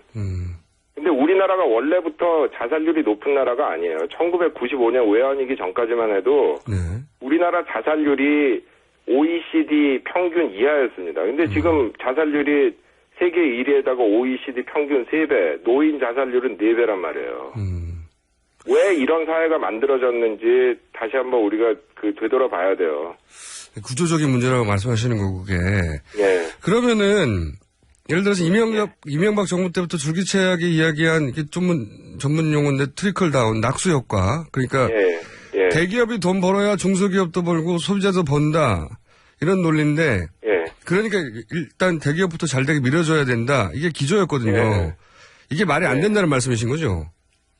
그렇죠. 그러니까 이제 트리클 다운이라는 게 되는 구조가 있고 안 되는 구조가 있는데 지금 우리 구조는 대기업들이 돈 벌면은 투자하고 노동자들 임금 올려주고 이래서 국내에서 돈을 돌리는 것보다는 배당 같은 거 많이 하고 뭐 자사주 매입하고 이래가지고 주주들한테 나눠준단 말이에요. 근데 그 주주들의 많은 수가 외국인이라 다 그 돈은 밖으로 빠져나가는 거고 뭐 하나도 안 떨어지진 않겠죠. 근데 그게 과연 충분하냐? 그렇지가 않거든요. 그래서 돈이 안 돌아가는 거고 경제는 점점 더 어려워지는 거죠. 그런데 이제 그걸 극복하려고 그걸 극복하려는 이유도 있는 것 같고 또 아무래도 이제 수치가 잘 나와야 되니까 정부 입장에서는 이게 부동산 가지고 계속 경기를 진작시키는 노력을 이명박 정부 이후 집중적으로 해왔거든요. 그리고 여전히 그걸 포기를 못하고 있는 것 같아요. 마이너스 성장이 나면 안 되니까. 네, 그거가 참 좀 마약 같은 거라 우선 단기적으로 제일 효과 좋은 게 부동산이거든요. 그래서 이제 그거를 해가지고 자꾸 경기 부양하는 방식을 쓰는데 절대 하면 안 됩니다. 뭐 그렇게 해가지고 잘 된 나라 없거든요. 하나도 없어요? 그렇죠. 어느 나라가 부동산 띄워가지고 장기적으로 경제 성장하고 그래서. 그렇죠. 부동산 띄워. 이제 물론 이제 구조적으로 경제가 잘 돼 있는데 순간적으로 무슨 갑자기 국제 경제가 냉각된다던가 그런 식으로 해서 좀 안 좋을 때 그런 걸 쓸 수는 있지만 지금 우리나라의 문제는 그런 기본적인 체질이 잘 돼 있는데 밖에 조건이 안 좋아요. 순간적으로 안 좋은 게 아니라 체질 자체가 지금 잘못돼가지고 경제가 시들어가고 있는 건데 그런 상황에서 부동산 경기 부양해가지고 해결이 되는 게 아니죠. 알겠습니다. 그 말씀을 듣고 보니까 심각한 문제인데, 이 구조적인 문제인데, 근데 이제 좀 각도는 다르지만 연결되어 있는 문제 같아요. 최근에 이제 최순실 게이트가 터졌고, 여기서 이제 가장 경제적으로 중요하게 취급되는 사건이 삼성물산 제2모직 합병하는데 국민연금이 개입을 했다. 정치적 이유로. 그리고 그래서 결국은 국민연금이 삼성이 원하는 대로 이제 이재용 부회장의 지배를 강화라든가 승계 문제를 해결해 줬다. 이렇게 이것이 크게 문제가 되고 있는데 경제적 관점에서만 보시기에 정치적 이슈는 빼고 경제적 관점에 보시기에 이 건을 바라볼 때 중요한 포인트가 뭡니까, 교수님? 그러니까 지금 이게 논쟁 구도가 저는 잘못됐다고 보는데요. 이게 삼성이 지금 하는 짓이 잘못됐으니까 무조건 삼성 반대편 손을 들어주는 게 맞는 거다 이런 식으로들 생각하시는데 삼성 반대편이라는 게 지금 누구예요? 국제금융자본이란 말이에요. 그래서 만약에 이 경우에 제1모직 삼성물산 합병이 좌절돼가지고 삼성에 대한 외국 금융자본의 영향이 더 세졌다면 저는 그건 우리 국민 경제를 위해서 좋지 않았을 거라고 봐요. 근데 문제가 뭐냐면 지금 이게 삼성을 비롯한 우리나라 재벌 기업들이 지금 싸우는 거는 이게 이씨 거냐 정씨 거냐 아니면은 주주 거냐 이건데 저는 그 기업들이 이씨 것도 아니고 정씨 것도 아니고 외국 주주 것들도 아니고 국민들 거라고 보거든요. 어떤 관점에서? 우리나라 국민들이 옛날에 세금 내가지고 기업 보조금 주고 또 수입 규제해가지고 나쁜 물건 사서 쓰고 또 노동자들 지금도 하지만 큰 희생해가지고 그렇게 해서 만든 이런 기업들인데 그거를 지금 이씨 거냐 주주 거냐 그게 아니거든요. 이게 국민 겁니다. 그래서 저는 국민연금이 이런 일에 개입을 하는 거는 맞다고 봐요. 근데 개입을 하려면 예를 들어 이번 사건 같으면 이씨의 편을 들어주는 대신에 삼성이 국민 경제에 더 많이 공헌할 수 있도록 조건을 걸었어야 합니다. 그래서 새 산업에 투자를 해가지고 새로운 성장 동력을 만들어내라. 삼성의 경우에는 노조 인정해라. 산재 노동자 보상해라. 이런 식으로 해가지고 삼성을 어떻게 국민 경제에 도움이 되게 할까 하는 거를 그런 방향으로 국민연금이 조건을 내걸 수가 있었단 말이에요. 국민연금이라는 게 뭐예요? 국민들이 나중에 은퇴하면 쓰려고 모아둔 돈이잖아요. 네네. 그걸 통해서 개입하기가 얼마나 좋습니까? 좋은 방향으로 삼성을 바꿔서 국민 경제를 바로 잡을 수 있는 절호의 기회였는데 이거를 그냥 최순실 씨 딸 말 사주고 이런 거 해주고 그냥 끝나버렸잖아요. 말씀하시고. 아니, 이건 정말로, 네. 정말 절호의 기회를 놓친 겁니다. 그러니까 다른 거 다 떠나서 경제의 관점에서만 보기에도 너무 아까우신 거군요, 이게. 결국 말사조 그렇죠. 그 교수님 관점은 국민들이 국민연금을 통해 가지고 훨씬 더 많이 얻어낼 수 있었거든요. 우리가 이번에 너희 편들어 줄 테니까 이런 거 해가지고 노동자 처우 개선하고 국민경제에 더 공헌하고 기업 지배구조 투명성 더 높이고 뭐 이런 식으로 조건을 다 내걸 수가 있었는데 그냥 아무 조건 없이 그냥 그래 그때 해준다. 알고 보니까 그 조건이라는 게 최여사 딸 말사줘라 뭐 이런 거 아니에요. 그렇죠. 엄청나게 천박한 건데. 일이죠. 이 교수님 관점이 신선한 것이 이제 물론 동의하시는 분들, 동의하지 않는 분들도 있겠지만 이런 사안 많으시죠. 네, 이 사안을 이제 진보 진영식으로는 아무래도 선악 기준으로 보게 되는데 그렇게 보지도 않으시고 또 보수 진영에서는 오로지 이익의 관점에서만 보는데 그렇게 보지도 않으시고 그래서 이제 진보 보수 진영 양쪽에서 선거 때 되면 이제 우리 편인 줄 알고 자꾸 부르는 거죠, 교수님을. 그런데 그렇죠. 그래서 많이들 오해를 합니다. 그래서 이제 재벌 해체 이런 구호에도 이제 바로 동의하지 않으시는 건데 근데 이런 문제는 여전히 있습니다. 뭐냐면 말씀하셨듯이 그런 재벌들이 커가는데 국민들의 희생이나 노력이 있는데 그걸 재벌들은 자기들 걸로 사유화해버렸잖아요, 완전히.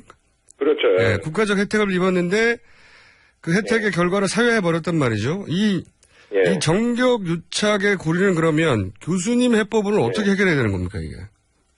그러니까 이제 제가 보기에 우리가 발을 잘못 내디딘 게 그 재벌 개혁을 분명히 해야 됩니다. 근데 그 개혁이라는 게 국민과 노동자를 위한 개혁이 돼야지 주주를 위한 개혁이 되면 안 되거든요. 근데 현재 우리나라의 대부분의 분들이 생각하는 재벌 개혁이라는 거는 왜 이 시내 5%밖에 안 갖고 있는데 막 그 복잡한 소유구조 만들어가지고 뭐 마치 자기들이 50% 갖고 있는 것처럼 통제해 이거 못하게 해야 될 거 아니야.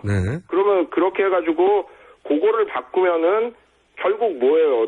힘을 얻는 사람들은 대한민국 국민과 노동자들이 아니라 외국의 금융자본입니다. 그래서 저는 그게 잘못됐다는 거고 그 정경유착 문제를 해결하는 거는 뭐 그런 걸 이제 잘 해결한 뭐 예를 들어 뭐 스웨덴이나 뭐 핀란드 이런 나라들 보면 결국 뭐 필요한 거는 민주주의를 강화하고 투명성을 강화하는 수밖에 없어요. 예를 들어 스웨덴, 핀란드 이런 나라들은 거기 국세청 사이트에 들어가면 누가 1년에 돈을 얼마 벌어서 소득세를 얼마 냈나 물론 이제 자세한 내용은 안 가르쳐주지만 그런 걸 다 볼 수 있다 그래요. 그러니까 조세가 투명하고 그다음에 정부 정책이 투명해야 됩니다. 그러니까 산업 정책이 도리어 옛날처럼 이렇게 막 무슨 계획도 있고 아주 명확히 있고 이걸 또 국회나 국민들이 잘 감시할 수 있으면 사실 특혜를 준다는 게 힘들죠. 근데 그런 것도 없고 하니까 뭐 대통령이 재벌 총수 만난 다음에 뭐 그 면세 좀 한 2억에 더 열어주지 뭐 하면은 그게 확 바뀐단 말이에요. 말도 사주고. 그러니까 정책이 투명해야 되고 그를 또 뒷받침하기 위해서는 대통령 권한이 약화돼야 되고 국회와 국민의 힘이 강화돼야 되죠. 굉장히 원론적인 말씀이신데 사실은 그거밖에 방법이 없다는 거죠. 다른 나라 예를 봐도. 그럼요.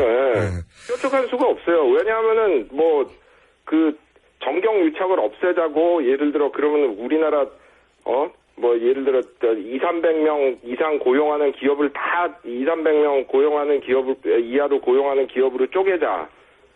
그거는 뭐 정치적으로는 뭐 그럴듯하게 들릴지 모르지만 200~300명 되는 기업 가지고 자동차 수출할 수 있습니까?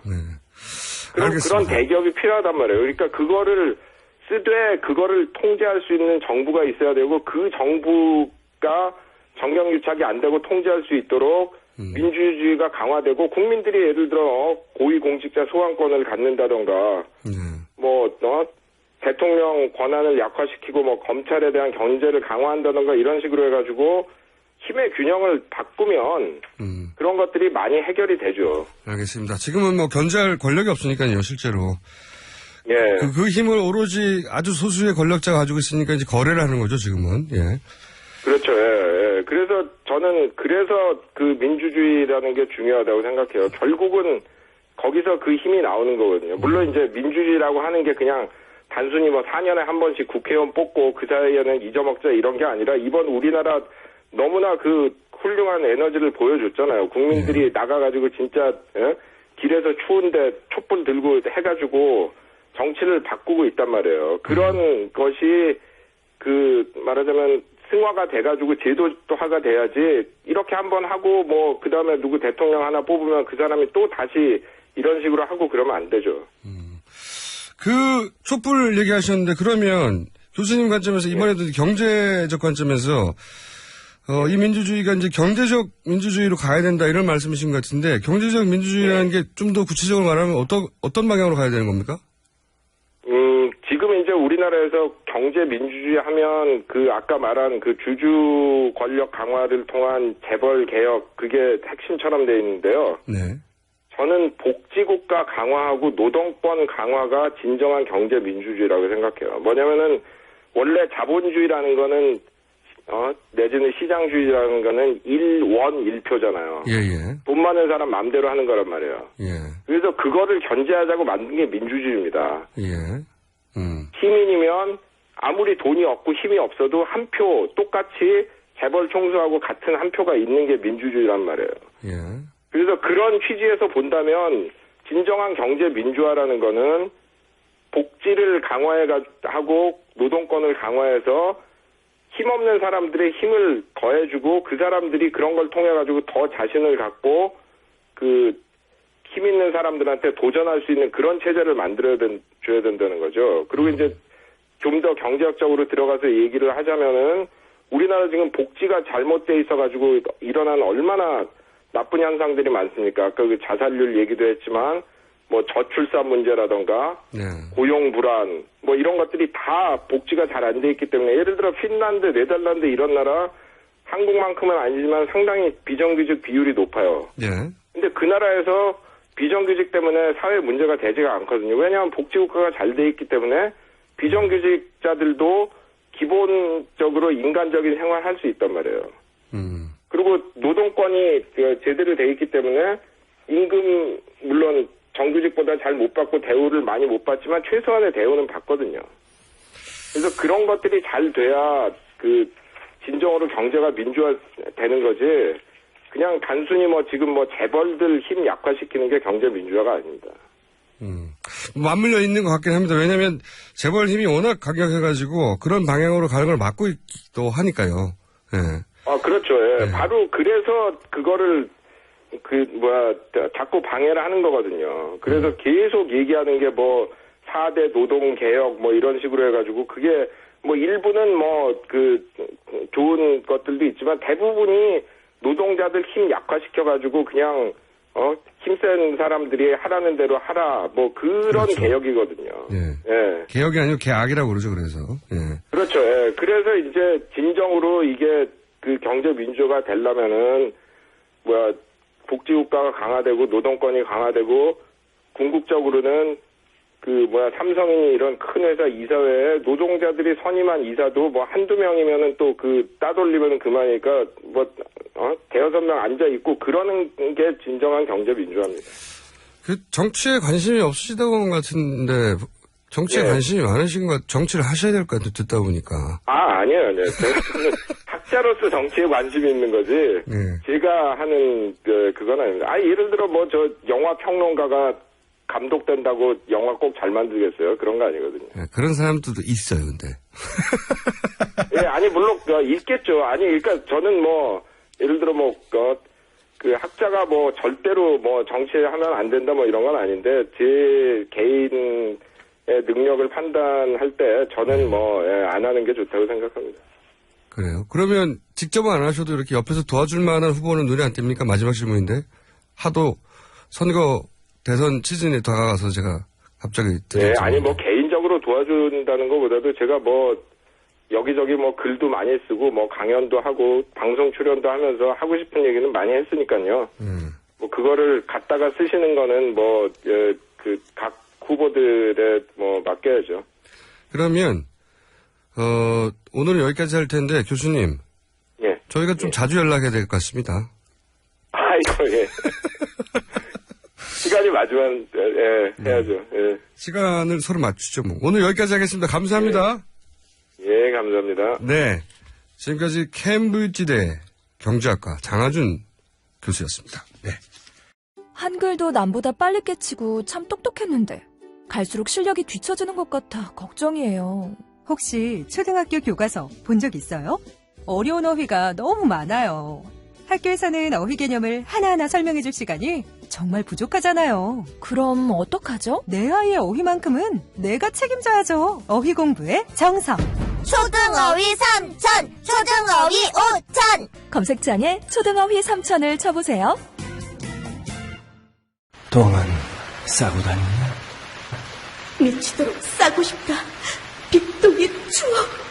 미국 장사랑! 구렁이 똥 이뻤다. 장이 살아야 내 몸이 산다. 혈중 콜레스테롤 개선과 배변 활동에 도움을 주는 건강기능식품입니다. 빅동의 추억. 미궁 장사랑. 지금 검색창에 미궁 장사랑을 검색하세요. 이건 제가 써보니까 효과가 있는 것 같아요.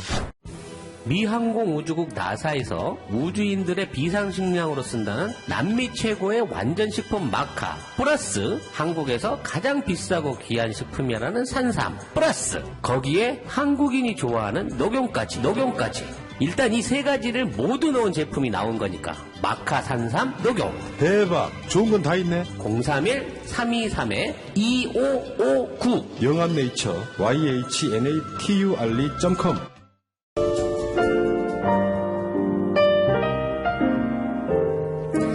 자, 에이스 시간인데, 이거 또 광고부터 해야 됩니다. 네. 상품 드리는데, 20년 전통 식품명가 주식회사 사옹원에서 온라인 상품권, 메디컬 에스테틱 전문 DMCK에서 아크 앰플 키트, 매트의 명가 파크론에서 IoT 스마트홈 온수매트, 두고두고 보고 싶은 책 길벗 어린이에서 그림 도서 세트, 이태리 명품 구두 바이네르에서 구두 증정권을 드리는데 이걸 받고 싶은 분들은 내가 왜 선물을 받아야 되는지 딱 한 줄로 보내달라고. 두 줄 넘어가면 저 읽지 않습니다. 한 줄로 보내셔야 됩니다. 많은 분들이 몇백 통을 쏟아졌어요. 역시 선물이 힘이 세군요. 네. 얄팍합니다, 여러분. 예를 들어서 아이가 셋입니다. 네. 문장은 짧고 힘이 있어요. 넷이 되게 해달라는 건가요? 너무 졸려요. 예. 제가 김어준 닮았어요. 이런 거. 36년 모쏠이에요. 네. 제가 할 바가 아니죠. 저는 할머니입니다. 야, 이런 거 느낌하고 옵니다. 저는 비슷한, 문자로. 저는 산모입니다. 네. 둘째를 임신했습니다. 축하드립니다. 선물은 안 드리겠습니다. 그리고 제가 가장 인상적인 오늘의 문자는 저는 초등학생입니다. 지나치게 성숙해 학생. 지나치게 성숙해. 그만 들어요. 네. 그리고 선물 아직 저희가 너무 문자가 계속 오고 있기 때문에 아직 선정을 안 했기 때문에 저희가 선정을 해서 연락을 먼저 드려요. 방송국에 전화를 해가지고 왜 선물 안 주냐고 항의하는 분들이 있어요. 이런 분들 절대 선물 못 받습니다. 항의를 하는 순간 당첨됐더라도 삭제돼요. 예, 항의 전화 제발 하지 마시고. 네, AS 여기까지 하겠습니다.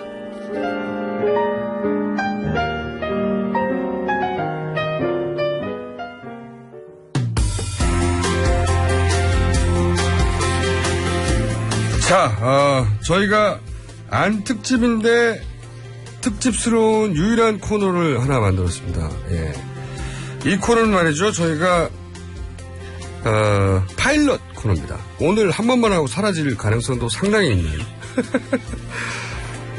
한국학 플러스 북한학 전문가이신데 이름도 남재구인데 키는 거의 2m입니다. 거의.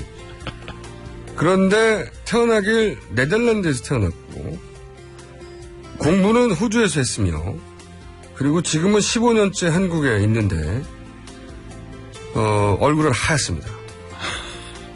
남재구 씨 나오셨어요. 안녕하세요. 안녕하세요, 공장장. 네. 예, 저를 이렇게 초대해 주셔서 감사합니다. 네, 큰 영광입니다, 저에게. 이러려고 한국에 왔나? 생각 들었어요. 꽤 많이 준비한 것 같아요. 한 번 터트려가지고 안 돼요, 고정이. 자, 잠깐 본인 소개를 하자면? 예, 말씀하셨다시피 제가 네덜란드에서 태어났고 호주에서 자랐어요. 그리고 15년 동안 계속 한국에서 살아왔고, 여기저기서 일했습니다. 요즘 법무부에서 법률사무소에서 일합니다. 이름을 해도 돼요? 해도 돼요. 네. 법무법인 충전에 근무합니다. 네. 제가 변호사 아닌데도 변호사들을 도와주는 사람입니다. 네. 그리고 키가 얼마예요? 194입니다. 네덜란드 사람들 왜 이렇게 크죠? 우유와 치즈를 많이 먹어서 그래요.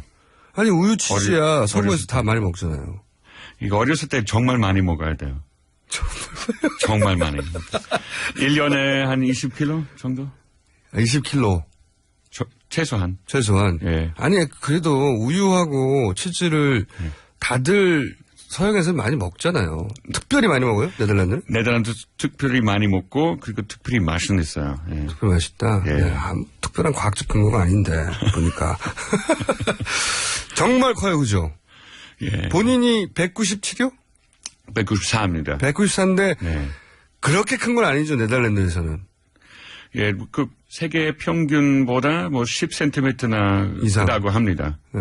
예. 그러니까요. 지나치게 커요. 지나치게. 맞아요. 지하철 탈 때 저도 지나치게 크다고 생각해요. 자. 마을버스, 특별히 마을버스 탈 때도. 자, 저희가 이분을 모시고 네. 파일럿 코너를 해보려고 하는 건 뭐냐면, 네덜란드, 유럽에서 태어났고, 네. 호주에서 살았고, 그리고 한국에 와서 사시기 때문에, 그리고 한국말을 이렇게 잘하시기 때문에, 한국 부인이신 거죠? 그렇죠? 네. 안녕하세요, 자기야. 듣고 있지? 안녕하세요, 자기야. 평상시에 부인이 저희 방송을 잘 들으십니까? 예, 와이프까지 매일매일 아침 일어나자마자 듣고 있습니다. 훌륭한 시민이네요. 예. 자, 감사합니다. 근데, 이 코너는 뭐냐면, 한국 이름이 남재구시고, 네. 그럼 네덜란드 이름은 뭡니까? 요코 스베츠로트. 그 네덜란드 발음이죠. 다시 한번 해주세요. 요코 스베츠로트. 그냥 남재구라고 하겠습니다. 네. 이게 더 쉽죠. 네, 남재구 씨. 이거 이제 한국에 등록된 이름인 거죠, 정식으로, 그죠? 아니에요? 아닙니다. 네. 그냥 지난 15년 동안 계속 써왔는데, 형식적으로 등록되어 있지 않아요. 근데, 제 명함을 보시면, 남재구 써 있습니다. 무슨 뜻이에요, 남재구가? 남쪽 남이고요. 왜냐하면 네덜란드 사람들이 하멜 표류기 아시죠? 하멜 표류기. 예. 네. 그때는 한국 사람들이 네덜란드 사람들 보고 남씨 성을 불러주었어요. 남쪽에서 남쪽에서 왔기 때문에. 아하. 저도 네덜란드 사람이라 남씨. 예. 재구는 뭡니까? 재구는 제 영어 이름과 발음이 비슷해서요. 자커는 재구라고 부릅니다. 야곱. 예. 우리는 야곱으로 번역하는데 그걸 발음 읽는 대로 재구로 하셨군요. 네. 예, 제주제 그리고 옥돌 구슬구. 궁금하지 않고요. 자, 재구 씨, 저희가 이제 남재구 씨와 함께 하려고 하는 코너는 뭐냐면 완전 이방인도 아니고 경계에 계신 분이죠. 경계란 말은 알죠. 네. 보도. 예. 경계 위에 서 계신 분인데 이 경계인의 눈에 보기에 한국이 정치적, 사회적 관점에서 연애 프로에는 이런 거 많았는데 정치적, 사회적 관점에서 어떻게 보이는지 한번 짚어보려고 하는 거예요. 그래서 오늘 주제가 뭐냐면 한국 정당이 분당도 하고 최근에 이름도 바꾸고 이런 일이 되게 많습니다. 네. 그런데 이게 과연 세계적으로는 어떤가 혹은 네덜란드 태어나서 호주에서 교육받고 그렇게 서구인의 눈에는 한국 정당의 분당, 개명 이게 어떻게 보이나 이걸 제가 한번 짚어보려고 하는 건데. 예. 제 보기에는 좀 이상해요. 그리고 너무 물론 어느 나라에서든지 새로운 정당이 나타나는 거죠. 새로운 정당. 예, 그렇죠. 창당하고 그리고 분당되고 합당되는 경험도 있지만 한국만큼 그렇게 많지는 않아요. 한국에서는 진짜 많아요. 우리나라 정당들 이름 아세요? 뭐 현재 정당 말씀이세요? 네네, 현재. 네, 뭐 새누리당, 더불어민주당, 국민의당, 그리고 그 민주공화당, 이거 허경영의 정당입니다. 기억나시죠? 허경영 후보자. 정말 유명한 분이네요, 허경영 씨. 예, 아주 유명해요. 예. 유튜브에 얼마나 많아요, 그들이. 바른 정당도 있어요, 새로 만들어진. 맞아요. 바른 정당이 새로 생긴 것. 예. 네. 정의당도 있어요, 정의당. 정의당도 네, 있죠. 지금적인 정의당 있고. 그리고 새누리당도 이름을 바꾼다고 하는데 바꾼 지 또 얼마 안 됐어요. 맞아요. 1년도 안 됐죠. 아니, 1년 넘고 4년. 그래요? 횟수로 5년 전이죠. 아, 벌써요? 새누리당이 그 이전에는 한나라당이었어, 한나라당. 예, 맞아. 한나라당이었죠. 기억나시죠? 예. 네, 한나라당. 한나라당 이전에도 또 이름이 있습니다. 거슬러면 이름 진짜 많아요. 근데 이건 보수 정당만 그런 게 아니라 민주당 이름 정말 많이 바꿨어요. 정말 많죠. 네. 근데 이거 최근의 흐름도 아니죠. 네. 그 해방 직후 첫 해 안에 그 수백. 잠깐만요. 해방 직후까지 공부해 왔어요? 나도 잘 기억이 안 나는 걸. 자, 들어보겠어요. 네. 해방 직후. 아, 예. 그 첫 해에 수백 개의 정당들이 그 첨당됐어요. 네. 근데 그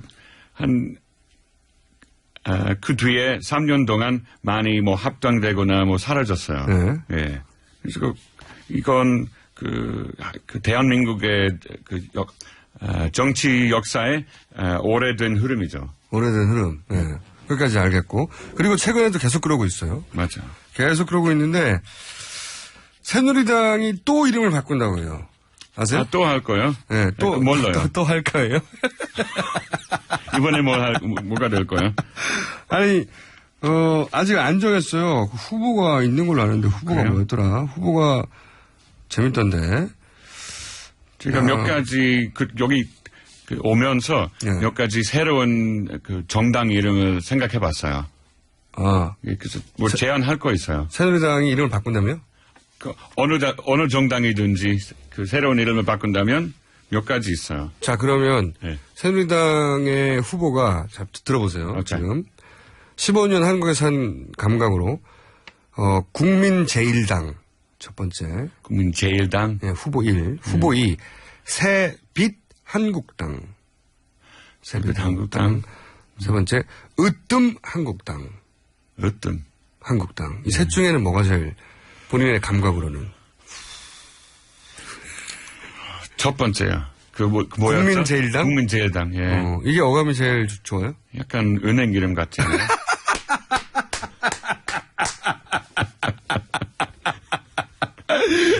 은행 이름 같은 게 아니고 은행 이름 두 개를 합친 거하고 똑같죠. 맞아요. 그렇지. 아까 말씀하신 그 으뜸 한국당. 으뜸 한국당. 그건 어떻게 영어로 그 표현할지. 으뜸이라는 게 제일이라는 뜻이죠. 제일. 아, 그쵸. 그 똑같죠. 네. 뭐 First Korea Party. 별로예요? 아, 예. 제가 더 좋은 거 있는 것 같아요. 국민제일당을 영어로 하면 뭡니까? People First Party. 그건 나쁘지 않잖아요. 네, 나쁘진 않아요. 새빛 한국당. 새로운 빛. New Light. New Light. 그 New Right 똑같죠. 예. 그거하고 다르죠. 그거는 라이트 오른쪽이고 네. 여기는 라이트니까 빛. New Right하고 New Light가 합치면 그 새빛 한국당.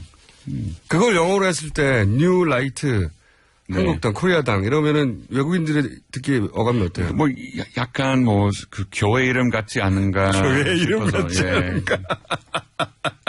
무슨 종교 이름인가? 종교 이름 같다. 이건 철저히 영어로 번역을 했을 때의 뉘앙스를 말하는 겁니다. 네. 퍼스트 코리아당도 이상하다. 그건 느낌이 어때요? 이게 퍼스트 코리아당은 좀 이상하죠. 왜냐하면 첫 번째 나오는 한국인처럼 제일 베스트에 가깝죠. 네. 퍼스트보다. 그럼 베스트 코리아 파티는 네. 더 적합 이상해요? 아니 더 좋을 것 같아요. 그게 좀 낫다. 베스트 코리아면. 퍼스트 코리아보다. 네. 베스트 코리아는 어떤 느낌입니까? 코리아라는 나라가 두 개 있잖아요. 네. 남북이. 맞아요. 남북이.